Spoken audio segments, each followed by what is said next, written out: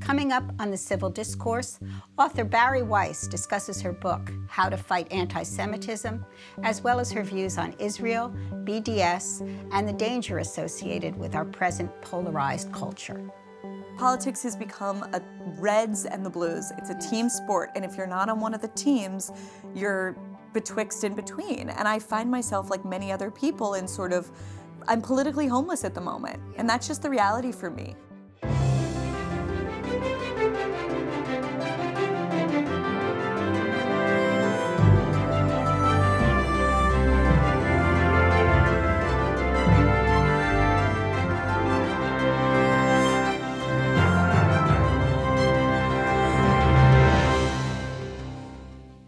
Hello and welcome to the Civil Discourse.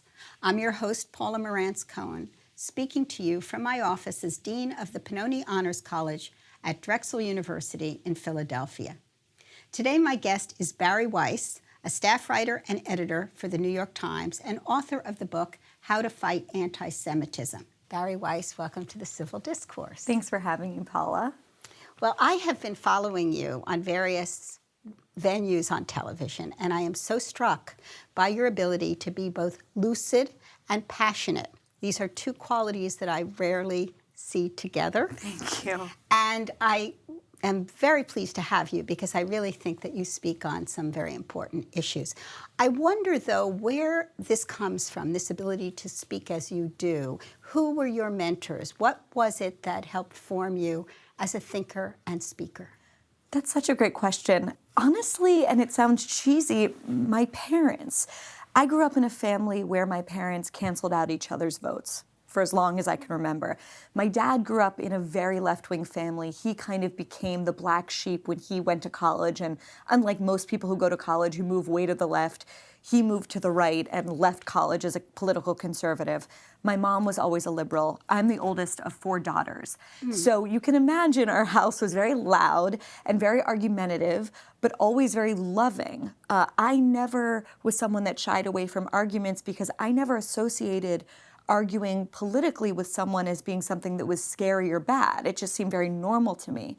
Another thing I'll add is, like, every Friday night in our house, we did a big Shabbat dinner. So at those Shabbat dinners, we would have sometimes upwards of 10 or 20 people, and those people were not shy in their politics. Often my dad was sort of the lone conservative at the table, but he sort of modeled, at least most of the time, how to be in the minority and keep a sense of humor when doing so. So I think that was really, really formative for me. And then also, just when I look back at my life, I think that I'm always someone who's been a little out of step with the cool crowd, if that makes sense. And I've been, if I see a pattern, I think that that's one of them. It's not that I'm a contrarian just to be a contrarian, but I've often found myself either the most left-wing person in a right-wing environment or the most right-wing person in a left-wing environment. That's certainly true in my career. I understand that a lot. And I wonder, was that the role you played in your family? Were you the outlier? Were you the one who was always being contrary, perhaps even being contrary, as you say? I was the oldest, and so a lot of the bad qualities that come with being the oldest, I'm certainly guilty of. Like, I talked a lot and I was dominant. That's something, actually, though, as a woman that really helped me, I think, in my career. I didn't associate ambition and being loud and wanting a lot as being masculine qualities. That seemed to me to be incredibly normal and natural. So those things were really helpful. I think the thing that was maybe most speaks to that tendency is when I was at the Wall Street Journal editorial page, that is sort of a famously conservative editorial page. And I was by far the most liberal person in any room that I was in. I ultimately left after the candidacy and then the ultimate election of Donald Trump. I found that just wasn't conducive to my politics anymore. Then I leave and I go to the New York Times editorial page, which is, of course, famously liberal. And there I become, sort of more on the right. So it's interesting. I'm used to sort of being out of step, and that's something that I'm just comfortable with in a way that I think maybe a lot of people just aren't. So given your views, and you're outspoken and you're eloquent, but you are very much about a certain kind of position that is not popular with the left, I expect that you have gotten pushback. Could you tell us a little bit? No, we follow. How have you been treated badly? How have I been treated badly? And how can I count the ways? This is, of course, on the internet. You're trolled and so forth. Well, it's hard. I mean, I think like many people who see themselves sort of center right or center left, as I certainly see myself, although the boundaries of that are changing constantly, this is not a good moment to be a centrist. This is a good moment to be on the political extremes. The center has sort of really fallen away in our politics, and I think those of us who are trying to maintain sort of centrist sanity, A, it's not a sexy position, and B, it's a really vilified position. But isn't it interesting that the centrist position is the most vilified position? Because I guess if you're on the left or the right, the other doesn't necessarily even pay attention to you. But it makes sense, because right now we're in a team. Politics has become a Reds and the Blues. It's a team sport, and if you're not on one of the teams, you're betwixt and between. And I find myself, like many other people, in sort of, I'm politically homeless at the moment, and that's just the reality for me. And your home should be the university, because that's where this should be possible, and yet... Not at all. Have you spoken at... I'm about to do a bunch of colleges. I'm really excited, and I hear from college students every day who are running up against exactly the kind of forces I write about in my book. I think what's been hard for me is that I both get it intensely, really scary hatred from the far right, including white supremacists, and I also get it from the far left that claims that I'm sort of in bed with white supremacist politics. So exactly the kind of thing that I write about, I've experienced myself.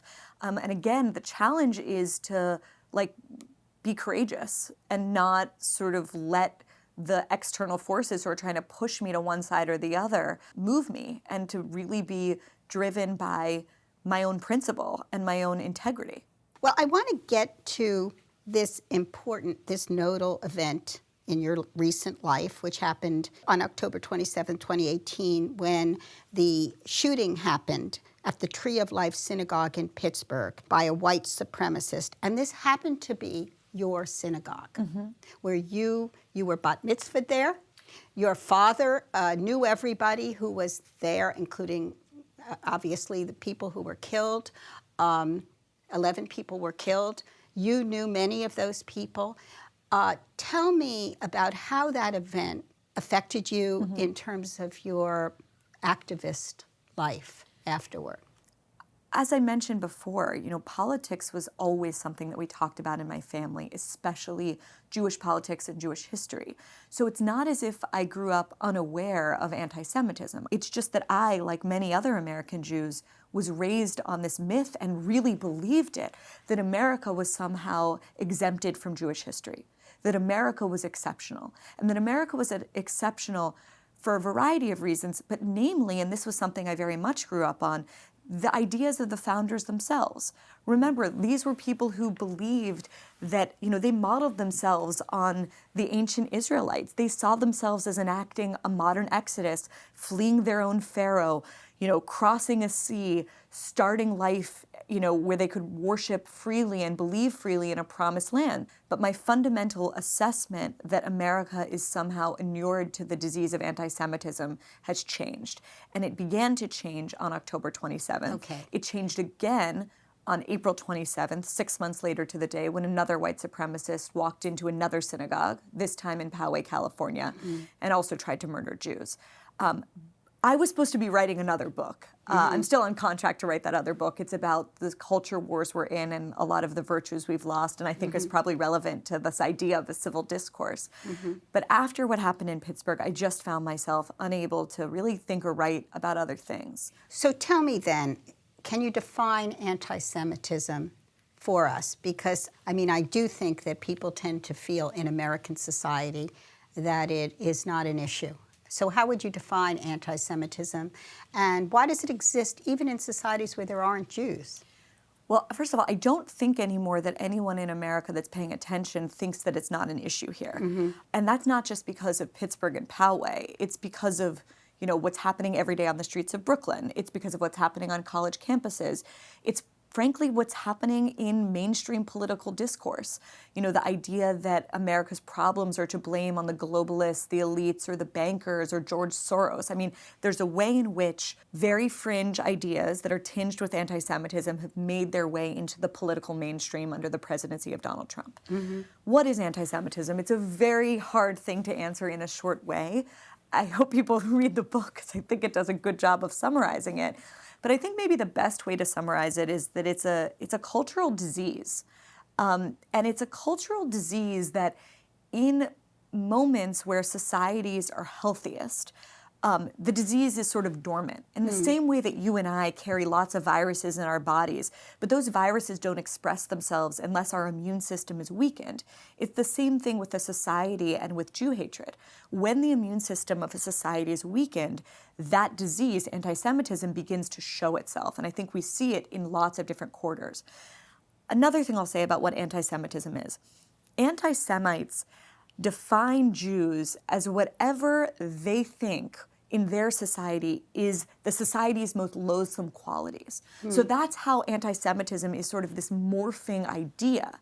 It's how under Nazism, Jews are the race contaminators. How under communism, right, in which capitalism is the worst possible thing, Jews are the arch capitalists. That's so interesting. If I could stop you. Sure. So that this is connected to Jews as a wandering people, as a nomadic people who enter into societies and are always the minority, but are present throughout the world. That allows them to become the magnet for these sorts of viruses, if you will. I mean, do you see that as a function of the fact that they are in these societies and often doing well in these societies? Yeah, I mean, I think that if you want to really, and it goes back way before Jesus, but I think that you can't escape the significance of the New Testament in the way that we think of anti-Semitism. So, for example, what happens in the key Christian origin story, right?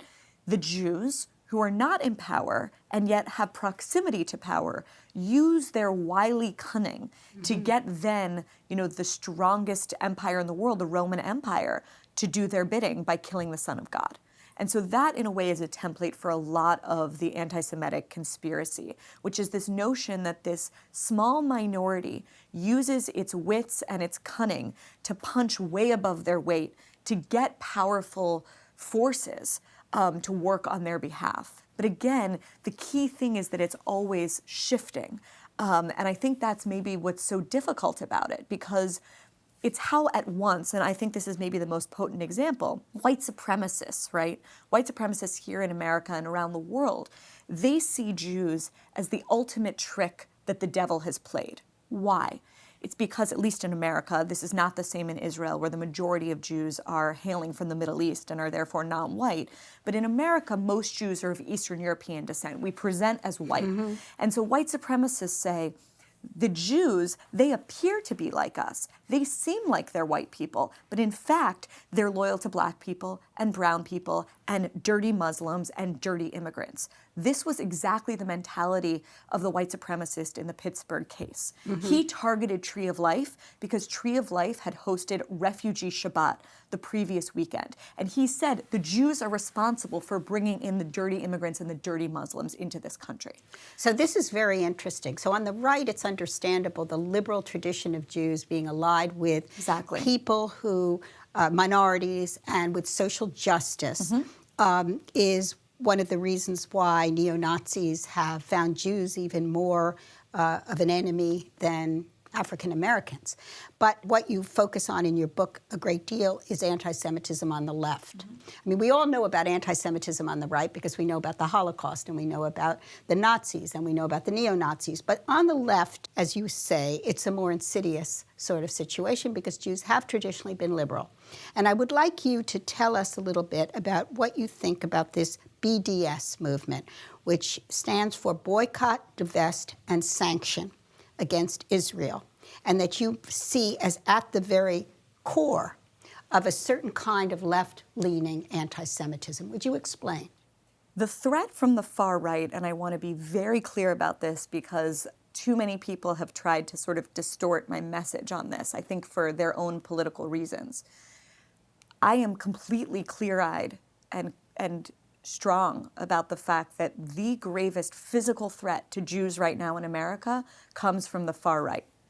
I am in Jewish spaces all of the time. I have a tremendous amount of security when I go and speak. And the main threat that everyone's worried about is not a BDS supporter. The main threat is a white supremacist neo-Nazi who wants to kill Jews. That's where the actual killing or the violence will happen. Correct. Yeah. 20 years ago, I would have said the main threat is a jihadist. That has shifted, and it might shift yet again. But that is 100% clear. All of the numbers bear that out, and I just want to be very clear about it to your viewers. Okay. Now, the anti-Semitism that comes from the far left does sort of the mirror image of what the far right does. The far right, it's white supremacists who want to kill us. What the far left does is that it converts Jews into white supremacists, or I'll say into white supremacist adjacent. How do they do that? They do that by saying that Jews, because they support what they say is the last standing bastion of white colonialism in the Middle East, which is the state of Israel, they are therefore involved in a white supremacist ethno-state project. And in that sense, any Jew who is a Zionist, and 95% of Jews, according to all of the statistics, are pro-Israel or support Israel, even as they are critical of Israeli government policies. We're talking about Israel's fundamental right to exist and protect itself, that they are themselves sort of agents of white supremacy. And that is what you see playing out in BDS movements. So BDS, as you mentioned. Is BDS, though, against Israel's right to exist? Yes, it is. Because I don't think that's understood. Yeah, because most people who support BDS don't know what it's about. Most people who support BDS are not anti-Semites in any way.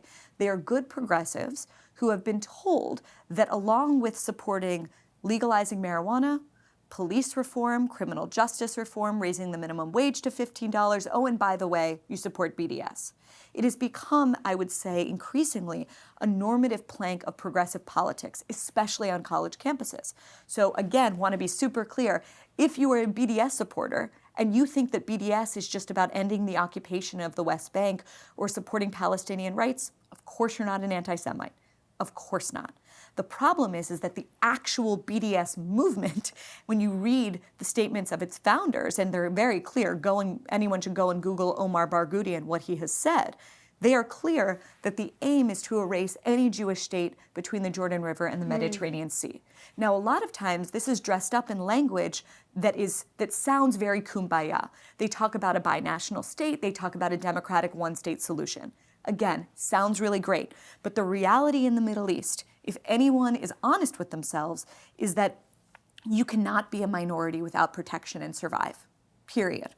Look at the Yazidis, look at the Zoroastrians, look at what's happening right now to the Kurds thanks to Donald Trump, and frankly, look at the Christians who are experiencing a mass exodus from the countries that are the cradle of their civilization. When people talk about a one-state solution for Israelis and Palestinians, what do they imagine would happen? Do they imagine that there would just be peace would reign between the two peoples? I'm sorry, that's ludicrous to say.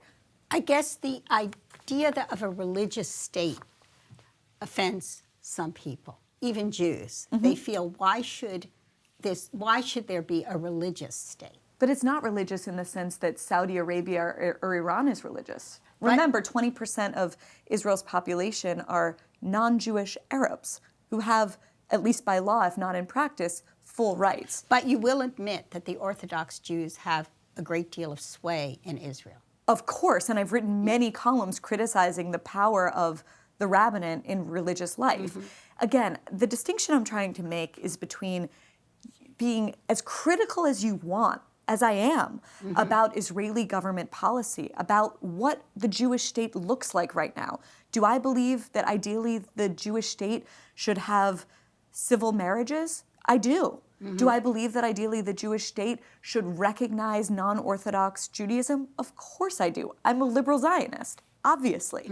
But what I am taking issue with is a movement that fundamentally says that only one state in the world does not have a right to exist. And that one state contains the largest Jewish community on planet Earth. Ultimately, you're saying that there's a double standard here. There are so many countries in the world that are so much more egregious in their treatment of their citizens. And yet it's Israel that's singled out, and that's an anti-Semitic focus. Yeah, I would just question anyone who claims that they're against Israel because they oppose nationalism of any kind, and yet they never talk about erasing the border between, I don't know, India and Pakistan, or erasing the borders of Lebanon or Syria or Iraq or all of these other countries that were frankly also carved up by European imperialist powers. Yes. There are many Jews that criticize Israel, Yeah. and there are many non-Jews who are progressive and aren't anti-Semitic, as you say, who criticize Israel. It almost seems to me, though, that in the current climate, a certain kind of criticism of Israel seeps into or feeds into anti-Semitism. And that's problematic for those of us who want to be critical, who are by nature critical. Yeah, I mean, again, I feel like this is a little bit of a straw man in the sense that there's the real challenge are people who are anti-Semites who frame themselves as critics of Israel. How do you recognize those people? How do you know? Do you know those people when you hear them right away? Yeah, it's a little bit like pornography. You know it when you see it. Yeah. But I think you're also seeming to say that we have to be very vigilant because in our liberal progressive, I mean, as Jews or as non-Jews who sympathize or are not anti-Semitic, we have to be very careful in the way we present ourselves on this issue because it can easily be co-opted. Is that what you are saying? No, it's less of my fear about being co-opted because, again, I think it's very easy to be a zealous critic of Israel and not fall into being an anti-Semite. I really do.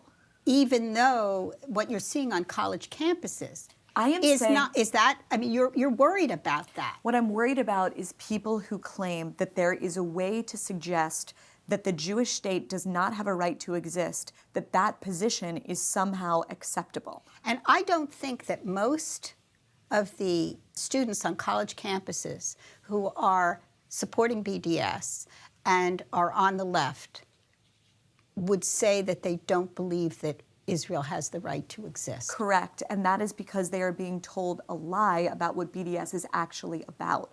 Again, I would just recommend to every student or young person watching this that they do a little research into what BDS is. Again, when a student on a college campus is holding up a sign because they want to be in a part of a progressive group, and that sign says Zionism is racism. Well, who created that slogan? The Soviet Union created that slogan. The Soviet Union created that propaganda campaign when it could not win an actual war against Israel through its proxies in the Middle East. And I just think, one of the reasons I wrote this book is that I think a lot of that history has sort of been lost, as has so much other history. And I really want to just make people aware of who they are siding with when they parrot lines like that. I want to read something from your book, and I'd like you to respond because I was very struck by it. And this talks to not just issues relating to Israel, but I think everything on the left as well as on the right, in terms of the way in which we have become a more and more polarized country. So you have this paragraph. In order to be welcomed as a Jew in a growing number of progressive groups, you have to disavow a list of things that grows longer every day. Whereas once it was enough to criticize Israeli government policy, specifically its treatment of Palestinians, now Israel's very existence must be denounced. Whereas once it was enough to forswear the Jewish Defense League, now the very idea of Jewish power must be abjured. Whereas once Jewish success had to be explained, now it has to be apologized for. Whereas once only Israel's government was demonized, now it is the Jewish movement for self-determination itself. What I find very interesting, this radicalization of positions, I think, is true. But I think it's happening everywhere. I agree. This is a style of thought that has entered it's an anti-intellectual, unnuanced, uninflected way of thinking about the world.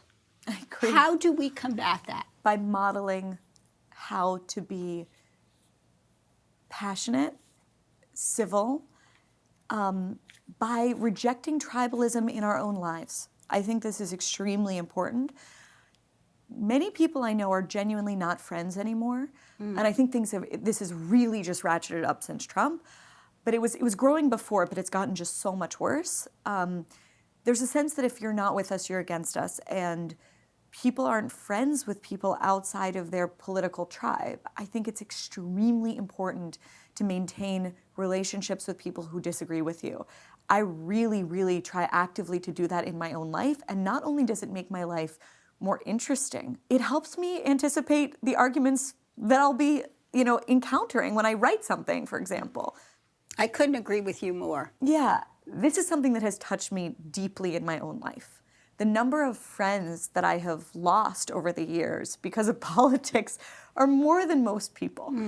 So I take it really seriously. And I think one of the things that we were talking before that I try and guard against is like the hardening of my own heart.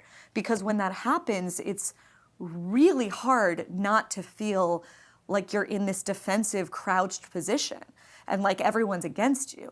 And I think it's just very important to not give in to that. And that's really hard personal work that I'm working at every day. Well, I really want to thank you for coming here and speaking so eloquently, as you always do, to us, coming to Philadelphia for this, and joining us for this inaugural episode of the Civil Discourse. I'm so excited to be here. Thank you. And thank you for joining us today for the Civil Discourse.